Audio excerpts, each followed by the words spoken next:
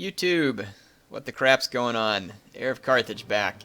And let's take a look at another online battle. So the last one I showed you was that one. So now I'm back into some 1v1s. I played all those team battles. And this is me playing as Egypt versus Shameful Display playing as Carthage. And I believe Shameful Display recognized me, and it kind of made me feel bad for bringing this army, because this is me testing out an Egyptian Pike army. I saw Prussian Prince use one a few videos ago, and I was just curious myself how this army works out.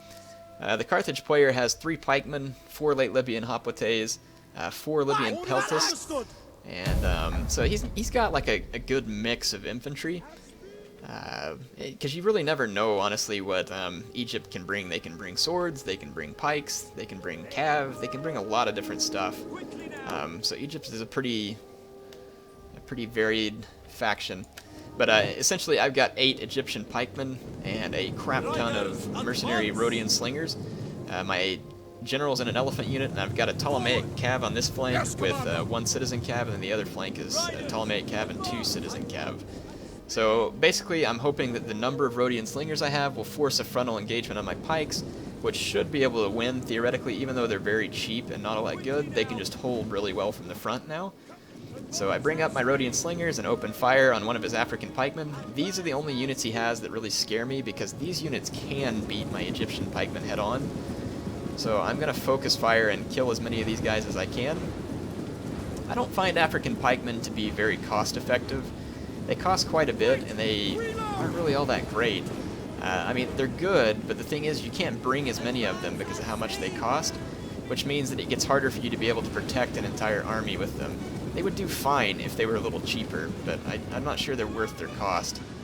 But you can see me chewing them up with my Rhodian slingers, just trying to weaken up as much of his infantry again to force that frontal engagement, because in a frontal engagement, I'll do very well. I don't want my opponent to feel like he has time to flank around me. He is getting his Libyan peltast to open up on my pikemen. This is a problem, and you're going to see me start focus fire. But Libyan peltasts are fairly resistant to missiles. They have a big shield. And look at that guy falling over. That's kind of cool. So it's going to take me several volleys to start to soften them up with my Rhodians. So this is actually an advantage of heavily armored peltasts. They're expensive, but they can push their way through a lot of enemy fire. Because think how many Rhodian slingers I have right now. Look at that. That swords released a volley of javelins when they charge, so my pikemen are getting weakened substantially. But let's see how the frontal engagement goes. So Libyan infantry onto the front of Egyptian pikemen. This is like a 690 unit versus a 300 something talent unit. My guys are doing just fine holding them back. This unit also doing alright. His African pikemen are better than my guys. I'm sitting here just trying to kill his peltasts so they can't wreck my pike line, so that's what I'm focusing my slinger fire on. Because as you can see, infantry-wise, I've only got 1 unit having trouble here, and it's the one that came up against a full unit of African pikemen. And you can see that that African pikeman just destroyed me without a single loss. So if you're wondering the best way to beat pikes head-on, it's with better pikes. But again, you got to be careful as to whether or not that's going to be cost efficient, because you can't exactly spam like Hellenic Royal Guard. So, and here's the weakness of pikes as well. So see, look, my opponent's made a few holes here and here and here, and I'm so busy trying to micro fights out here because I'm counting on this being a low micro area over here that I don't really notice some of the losses that are going on and him getting around me over here. So it's going to cost me, because now I've got to just try and run away with my slingers, because he's managed to break through the front, and my low morale pikemen are going to start routing faster. His general is still alive. I'm wanting to kill it pretty bad. Out here, I almost got rid of his noble cav, but it got reinforced by these late Libyan hoplites, so I decided to try and withdraw, I think, or no, he's withdrawing his noble cav. So I'm going to charge this noble cav real quick with my Ptolemaic cav and put it down. Alright, and then my general is over here finishing up a unit of Libyan infantry, and then I have to get it out of there before these Libyan peltasts put an end to it.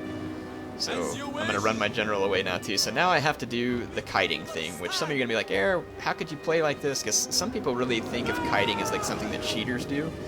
It's not something that cheaters do. It's what you do when you bring a skirmish-heavy army, which I did. So my army was pretty gimmicky, I'm not going to lie. It's not the kind of army that I would bring all the time, but it's a way for me to test and see how these different mechanics work in patch 9. And you can see here that this army is dangerous. Now, the Carthaginian player did break through it. I didn't micro it as well as I could have. He made some mistakes, I made some mistakes. So you can't say it's 100% conclusive, but just the fact that I can bring an army of Egyptian pikemen and field a threat means that this game is considerably different than we ever knew it before patch 9. So I got to keep running away with my Rhodians. He's got his late Libyans chasing me. So I'm going to try and get back and get into a better position. If I can get into position to skirmish and start picking off units one by one, I can still potentially win this fight, but it's going to be close because, to be quite honest, up to this point, my opponent's gotten me pretty good in a few scenarios. Right here, I'm not paying attention with this citizen cav. If I would have just charged, I could have easily killed those guys because they're just mercenary Iberians. I'm microing elsewhere, and so I'm not catching this charge. I do see it at the last second, and I'll go ahead and get out of there, withdraw in the same direction. But I did take some unnecessary losses there. Gonna try and get my Ptolemaic cav away from these late Libyans and his elephants. I think I was taken out. I must have taken out his noble cav unit that was there, and then look, he's got a unit of Libyan peltist exposed back here. They may be out of ammo, but one way or the other, I'm going to take them out while they're exposed. And then this unit is now exposed in all different directions. And even though late Libyans get a bonus versus elephants, I don't think that these Libyans who are unbraced are going to be able to stop my elephants from killing them, so I've got a charge order there.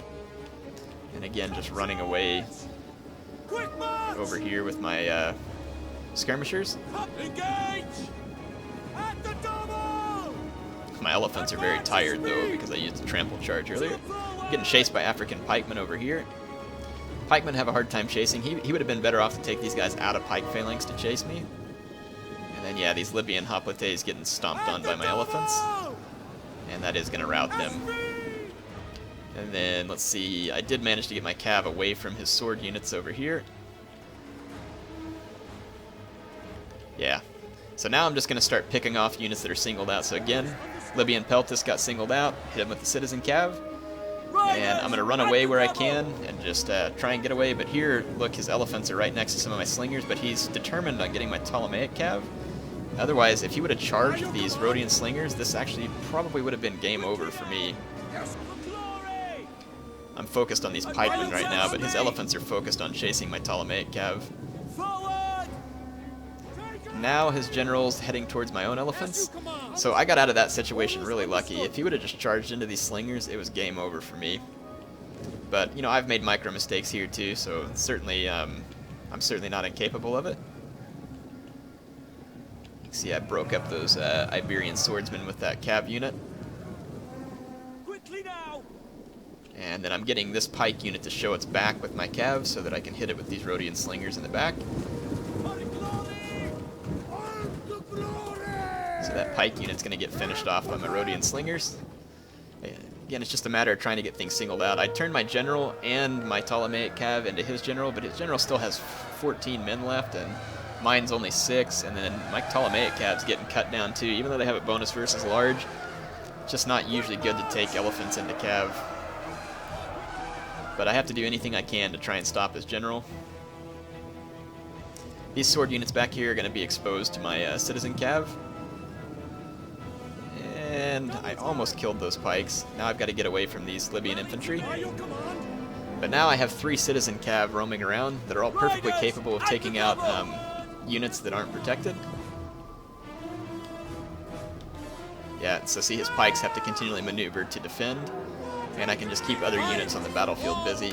Not the most honorable thing or the thing that I like to have to do, but I felt like I had a chance to win, and so I wanted to give him a fight for it. If I felt like I was going to lose, I would have quit running away and then just, you know, taken my due.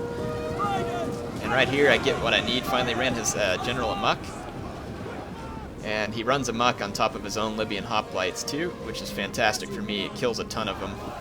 So that was a good move for me to run his general amok while he was on top of his own infantry, because I'm getting all kinds of kills right now from those elephants trampling their own men.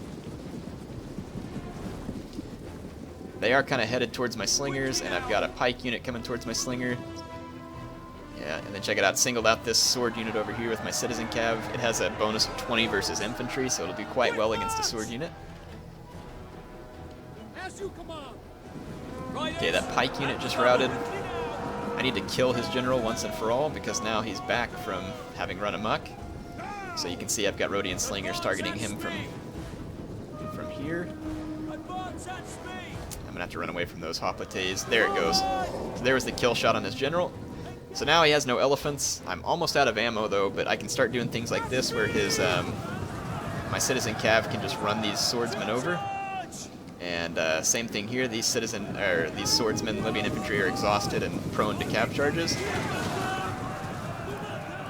You probably should have braced them right before I charged, but even still, it probably wouldn't have gone well for him because they're only one deep. I go ahead and let this unit of Rhodian slingers stand and fight because they're out of ammo, I think. And these guys are almost out of ammo. But the army losses start to stack up, and I managed to defeat my opponent here in a close outcome. So good game to my opponent. Sorry I used kind of a goofy army here, but again, this is just me trying to learn a little more about patch 9 and potentially understand what people might try against me. And you can see that this is obviously something that you could use, especially if you used it better than me. 6 Rhodian slingers is a huge threat to pretty much any army. So hope you all enjoyed it. HeirofCarthage signing off for now.